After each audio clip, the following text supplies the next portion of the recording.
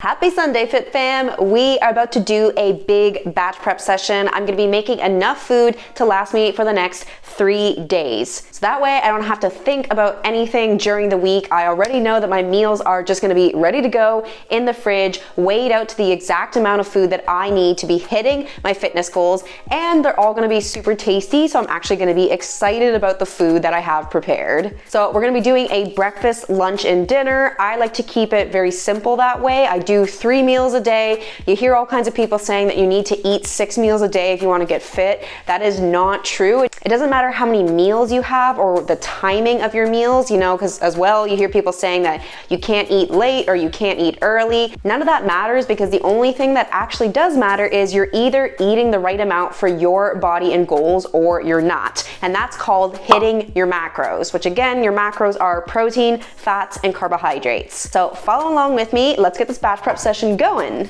All right, so the first step I always do in one of these batch prep sessions is I get my protein all prepped, because pretty much you want it to marinate as long as possible so that the flavor is gonna be as good as possible. Get the flavor mixed in, and then you can set it aside while you're doing other stuff. And then I'm also gonna prep the broccoli that's gonna go with it, which I'm just gonna chop it up, and then also get the flavor in with that, which is just gonna be some olive oil and sea salt. Set that aside, let all the juices get soaked in, and then I'll be able to move on to the next recipes and pop these in the oven. So we are going to start off prepping the chicken, which is going to be for our dinner, and we're going to be doing a brown sugar paprika chicken bake. So we're just going to take the chicken breasts, put them in a baking dish or on a baking tray, whatever you have, and then I'm going to use this little cooking hammer thing I have, and I'm just going to try and flatten out the breasts a little bit more so that they're going to bake better. You can also use a rolling pin if you have that, but if you don't have either of those things, that's okay. You can just skip this step. It's just going to make it a little bit crispier overall. So after you've kind of rolled out or smushed your chicken breast to make them a little bit thinner, a little bit more flat, now we're going to make the actual seasoning for the chicken. So make sure you use your digital kitchen scale so that you know exactly how much you're weighing out. If you don't have a scale, you should definitely get one. You can get them really cheap off of Amazon, but otherwise you can just use a tablespoon to measure instead. We're going to be doing half of a tablespoon per chicken breast in olive oil, which is going to be 7 grams of olive oil. So you're just going to drizzle the olive oil on each side of the chicken breast. And now we're going to make the seasoning. So for each chicken breast, you're going to do 2 teaspoons of raw brown sugar, a teaspoon of paprika, garlic powder, oregano, sea salt, and black pepper each.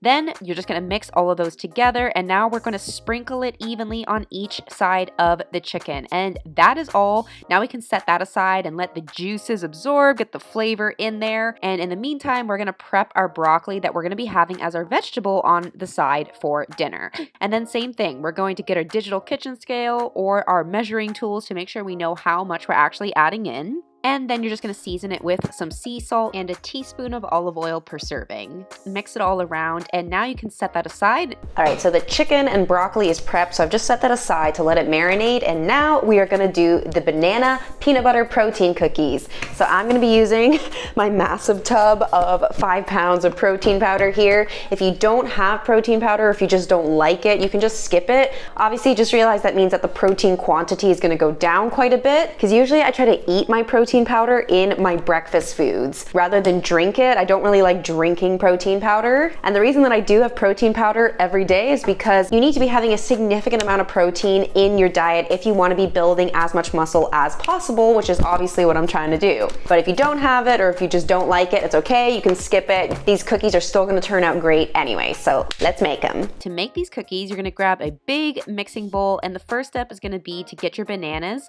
and we're just going to peel them and mash them into a mush with a fork. And then after you've done that, we're going to measure out all of our other ingredients. So per serving, you're going to do half a cup of rolled oats. Remember, rolled oats, not quick oats. Rolled oats are better for you and they taste better. Then you're going to do 1 egg, 1 tablespoon of peanut butter, 1 scoop of protein powder if you're using it, 1 teaspoon of chia seeds if you want. That's totally optional. I just like them and I have them on hand. They're super healthy for you, but if you don't want to do the chia seeds, you can skip that. And a splash of vanilla extract for the entire batch. And I actually didn't put this in the batch that I made here, but after cooking making them, I thought that they could be a little bit sweeter. So you should add in half a tablespoon of either honey or maple syrup to your batch. Then all you're gonna do is mix it together until it forms a cookie batter. Next, you're gonna take 2 baking trays and line it with aluminum foil or parchment paper. And then we're gonna get our hands dirty and we're gonna make the batter into cookies. I always find that this gets you about 3 cookies per serving. So once the cookies are made, we have a bunch of stuff that's ready to go in the oven. So you're gonna go ahead, put the chicken, cookies, and broccoli in the oven at 400 degrees. The cookies are only gonna take about 10 minutes, maximum 15. Keep an eye out, take a look at them and see how cooked they look. And the chicken and broccoli is gonna take 20 to 30 minutes. So cookies in the oven, chicken and broccoli in the oven. So now we just are going to prepare our starchy carbs. So we're gonna do our brown rice that's gonna be served with the chicken, and then we're gonna be cooking the pasta for our lunch. And now all I'm gonna do is actually make the pasta sauce and then throw that all together, and everything is gonna be done and it's all gonna be so freaking good. So let's do this last step. All right, so you're gonna get a very large pot because we're gonna be making a ton of whole wheat pasta. You're gonna set some water on to boil and add some sea salt in it. So just the water first until it's boiling, then we're gonna add the pasta in. Now we're also gonna set the rice on. I'm going to be using brown basmati rice, which has slightly different ratios for rice to water than short or long grain brown rice. So depending on which one you use, for brown basmati rice, you wanna do 1 cup dry with 2 cups of water. But if you're doing long grain or short grain brown rice, you would do 1 cup dry with 1.5 cups of water. So I'm gonna set that on, bring it to a boil, and then you're gonna reduce the heat, let it simmer, and just stir occasionally. So for the first part of the pasta sauce, we are just gonna get a little flavor going with our natural goodness. So we're gonna mince some garlic and chop up a little bit of a yellow onion. Then we're gonna add that into a pan with just a teaspoon of olive oil, and we're just gonna let that saute until the onions are translucent. Get that amazing garlic and onion sauteing smell going in your house. That's just like the best smell ever. And then while your onions are sauteing, we're gonna add our whole wheat pasta into the boiling water because it should be ready to go by now. And then just after a few minutes, we're gonna drain it and we're gonna measure out the actual amount of cooked whole wheat pasta that we're having so we know how much we're gonna be eating each day. So now we're just gonna make the pasta sauce right in the pot here. So we're gonna transfer over the sauteed onions and garlic, and then we're gonna be putting in table cream. So I did a 1/4 cup per serving. I'm using 18% table cream.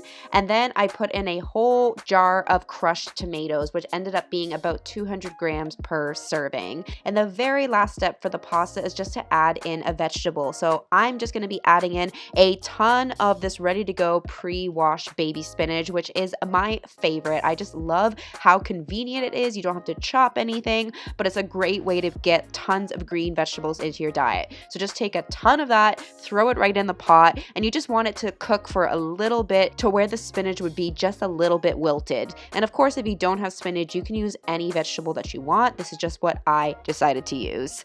All right, FitFam, 1 hour later, and we now have several days worth of delicious food. I'm so excited to try all of this. It smells so freaking good. So check out the description box to get the full menu, calories and macros for all of these foods so you can prepare it too and get those lean gains with me. For more free meal plans and workout guides that are gonna help you shed fat and build muscle super fast, head over to nomadicfitness.com because I got a lot of free great guides there that you can download. If you enjoyed this video, make sure to give it a like and subscribe so you never miss any more meal prep or workout videos coming from Nomadic Fitness. Thanks so much for watching, and I'll see you in the next video.